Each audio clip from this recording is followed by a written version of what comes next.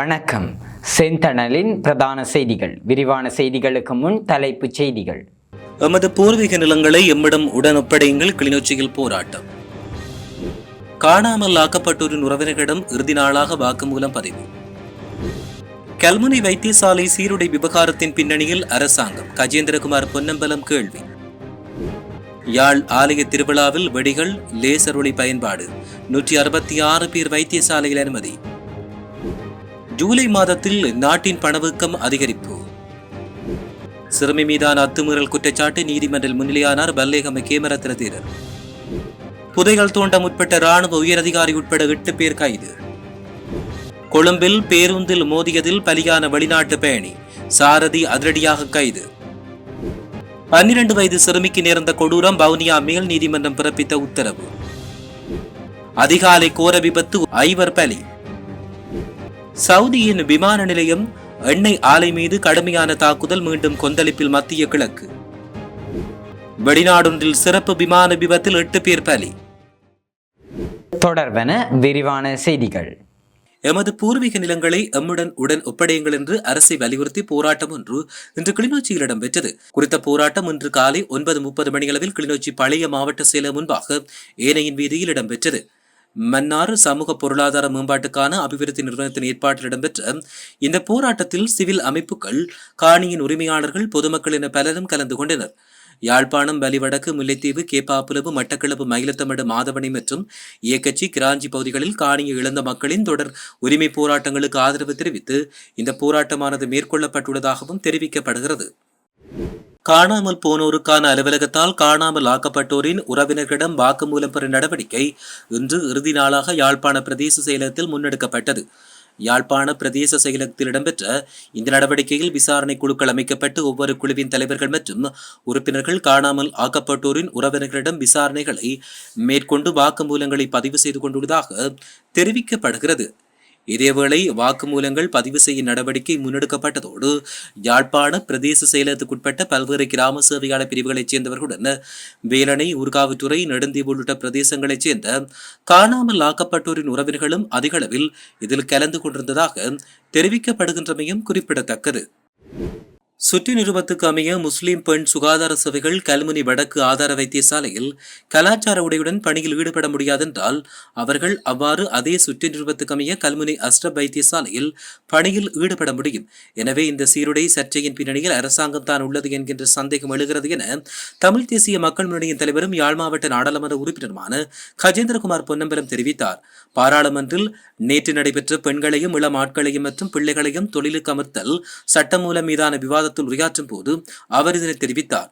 சீருடை சர்ச்சையில் அடிப்படையில் கல்முனை வடக்கு ஆதார வைத்தியசாலையில் முஸ்லிம் பெண் சுகாதார உதவியாளர்களுக்கு அனுமதி மறுக்கப்பட்டமை கண்டிக்கத்தக்கது. ஒரு சமூகத்தின் கலாச்சார மத அடையாளங்கள் மதிக்கப்பட வேண்டியது மனித உரிமை அடிப்படை என்றும் அவர் மேலும் விவரித்துள்ளார். யாழ்ப்பாணம் பண்டத்திருப்பு பகுதியில் இடம்பெற்ற ஆலய திருவிழாவின் போது அதிக அளவில் வெடிகள் மற்றும் அதிக சக்தி கொண்ட லேசர் ஒளிகள் பயன்படுத்தப்பட்டதால் கண் பாதிப்புக்குள்ளான 100க்கும் மேற்பட்டோர் வைத்தியசாலையில் அனுமதிக்கப்பட்டுள்ளனர். பிரான்பெற்று பண்டத்திருப்பு பகுதியில் அமைந்துள்ள முருகன் ஆலயத்தில் நேற்று இடம்பெற்ற திருவிழா உற்சவத்தின் போது அதிகளவான வான வேடிக்கை கொளுத்தப்பட்டதோடு ஆலயத்தில் இடம்பெற்ற இசை நிகழ்வின் போது அதிக சக்தி கொண்ட லேசர் ஒளிகள் பயன்படுத்தப்பட்டன. இதன் காரணமாக கண்களில் பாதிப்பு ஏற்பட்ட நிலையில் நூற்றுக்கணக்கானோர் வைத்தியசாலையை நாடி வருகின்றனர். நிலையை கருத்தில் கொண்டு யாழ்ப்பாண போதனா வைத்தியசாலையில் வளமையான பணிகள் குறைக்கப்பட்டு பாதிக்கப்பட்டோருக்கு சிகிச்சை வழங்குவதற்கு விசேட ஏற்பாடுகள் மேற்கொள்ளப்பட்டுள்ளன. ஏனைய வைத்தியசாலைகளில் இருந்து வைத்தியர்கள் மற்றும் தாதியர்கள் வரவழைக்கப்பட்டு தயார் நிலையில் வைக்கப்பட்டதாக தெரிவிக்கப்பட்டுள்ளது. தெல்லிப்பள்ளி ஆதார வைத்தியசாலையில் 46 பேரும், யாழ்ப்பாண போதனா வைத்தியசாலையில் 120 பேரும் அனுமதிக்கப்பட்டுள்ளனர். எவ்வித பதற்றமின்றி பாதிக்கப்பட்டோர் உடனடியாக வைத்தியசாலையை நாடுமாறு யாழ் போதனா வைத்தியசாலையின் படிப்பாளர் சத்தியமூர்த்தி தெரிவித்தார். இதற்கு தேவையான அனைத்து ஏற்பாடுகளும் தயார் செய்யப்பட்டதாக அவர் தெரிவித்தார். இதேவேளை ஆலய திருவிழாவின் போது மின் இணைப்புகளை வழங்கியதாக கூறப்பட்ட நபர்கள் இளவாலை போலீசாரால் கைது செய்யப்பட்டுள்ளதாக தெரிவிக்கப்பட்டுள்ளது. நாட்டின் நுகர்வோர் விலைச்சுட்டன் மற்றும் மாதாந்த நுகர்வோர் பணவீக்க விகிதத்துக்கமைய ஜூலை மாதத்தில் பணவீக்கம் அதிகரித்துள்ளது. இதற்கமைய ஜூன் மாதத்தில் 6.5% பதிவாகிய நாட்டின் பணவீக்கம் ஜூலை மாதம் வரை 7.2% அதிகரித்துள்ளதாக தொகை மதிப்பு மற்றும் புள்ளி விபர திணைக்களம் தெரிவிக்கிறது. அத்துடன் ஜூன் மாதத்தில் 3.3% பதிவாகியிருந்த உணவு பிரிவின் பணவீக்க விகிதம் ஜூலை மாதத்தில் 4.9% அதிகரித்துள்ளது.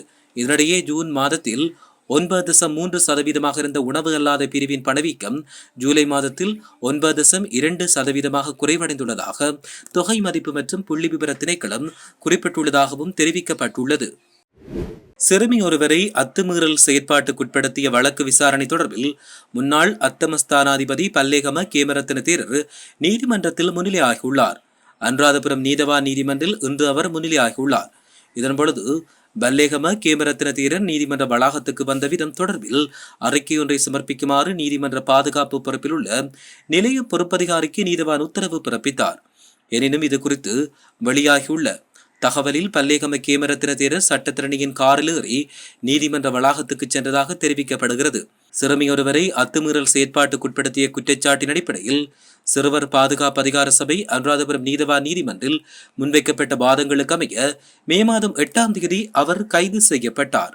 மேலும் சந்தேகநபரான தேரருக்கு வெளிநாட்டு பயணத்தடை விதித்து அனுராதபுரம் பிரதம நீதவான் சியபத் கசிந்து விக்ரமரத்தின உத்தரவு பிறப்பித்துள்ளதாகவும் தெரிவிக்கப்பட்டுள்ளது.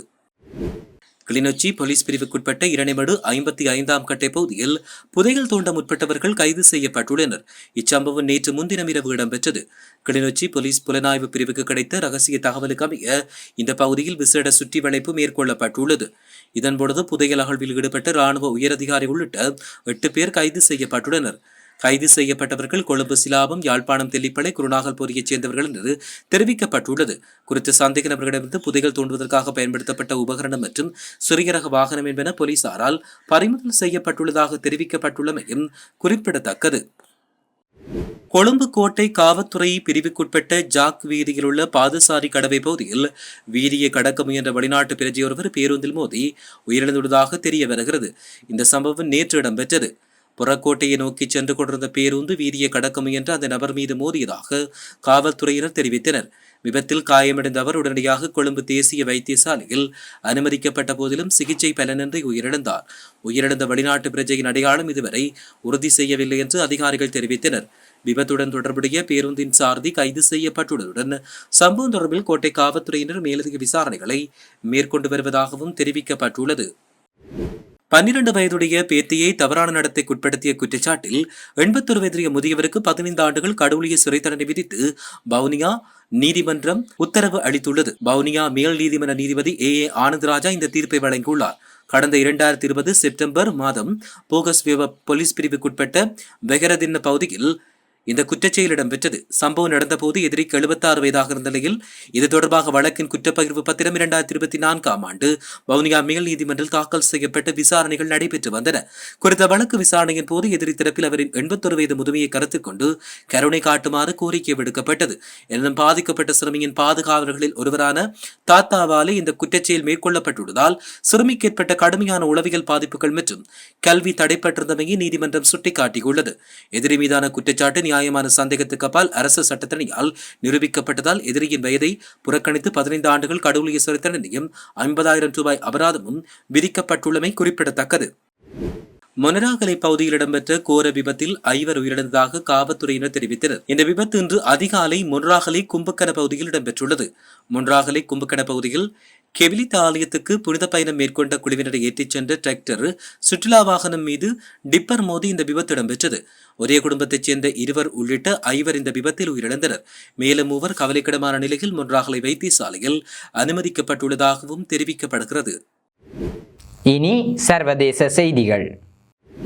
ஈரானின் ஆதரவு பெற்ற ஏமன் ஹவுதி கிளர்ச்சியாளர்கள் சவுதி அரேபியாவின் தெற்கு நகரமான நஜ்ரானில் உள்ள ஒரு விமான நிலையம் மற்றும் அரசாங்கத்துக்கு சொந்தமான அராம்கோ எண்ணெய் நிறுவனத்திற்கு சொந்தமான ஒரு வளாகம் மீது தாக்குதல் நடத்தினர். ஜேமன் எல்லைக்கு அருகில் அமைந்துள்ள இந்த இலக்குகளுக்கு எதிராக ஆளில்லா விமானங்கள் பயன்படுத்தி 2 இராணுவ தாக்குதல்கள் நடத்தப்பட்டதை கவுதி இராணுவ செய்தி தொடர்பாளர் ஒருவர் உறுதிப்படுத்தினார். மேலும் தொடர் தாக்குதல்கள் தொடங்கப்படுவதற்கு முன்னர் கவுதி கிளர்ச்சியாளர்களின் தாக்குதல்களை முறியடிக்க இயலாது என்று ஈரானின் புரட்சிகர பாதுகாப்பு படை சவுதி அரேபியாவை எச்சரித்திருந்ததாகவும் தெரிவிக்கப்படுகின்றது. அண்மையில் மேற்கு அலாஸ்காவில் உள்ள தொலைதூர இராணுவ ரேடார் தளத்தில் நடந்த வாடகை விமான விபத்தில் 8 பேர் உயிரிழந்ததாக அமெரிக்க இராணுவம் தெரிவித்துள்ளது. அலாஸ்காவின் மிகப்பெரிய நகரமான ஆர்கங்க்ரியிலிருந்து சுமார் 725 கிலோமீட்டர் மேற்கே அமைந்துள்ள கேப் நியூ என்காம் ரேடார் தள விமான நிலையத்தை அணுகும் போது இந்த விமானம் விபத்துக்குள்ளாகினது. இந்த சம்பவத்தின் பொழுது விமானத்தில் 6 பயணிகளும் 2 விமானிகளும் இருந்ததாக தேசிய போக்குவரத்து பாதுகாப்பு வாரியத்தின் அலாஸ்கா பிராந்திய தலைவர் கிளிக் ஜான்சன் தெரிவித்தார். ஆங்கரேஜை தளமாக கொண்ட செக்யூரிட்டி ஏவியேஷன் என்ற விமானம் வாடகை நிறுவனத்தால் இயக்கப்படும் ஜெஸ்னா 441 ரக விமானம் இது என்று அறிக்கைகள் அடையாளம் காட்டியுள்ளதாக தெரிவிக்கப்பட்டுள்ளது. இத்துடன் செய்திகள் நிறைவடைகின்றன. வணக்கம்.